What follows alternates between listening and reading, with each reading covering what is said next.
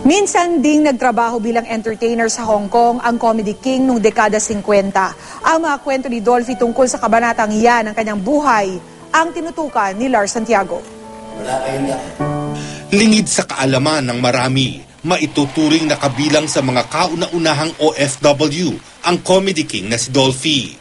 Dekada 50 nang magpabalik-balik siya sa Hong Kong kasama ang ilang komedyante at iba pang entertainer para magtanghal doon.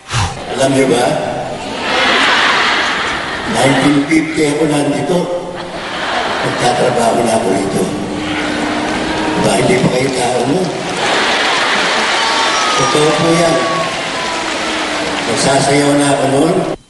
Naikwento niya ang bahaging ito ng kanyang buhay sa kanyang mga fans sa Hong Kong noong 2009. Nag-concert si Dolphy roon kasama si Xia at ang ilan sa kanyang mga anak. Pasensya na kayo. Kutsenda na ako eh. Tinitingnan ko nga kung isang pag-jingle ko eh. Nakasapa ako na tumatama. Pagbabalik tanaw ni Dolphy, mahirap daw ang buhay OFW noon. Naging utusan din daw siya, pero ayos lang daw yun sa hari ng komedya. Nagsasayaw lang ako eh. Dahil yun may boss din akong dala sa akin. Yan, ako errand boy niya. Gusto kong matuto. Kanya akong pinaka-errand boy nung pinaka-boss ko. Alam ni Dolphy na mahirap kitain ng pera sa ibang bansa.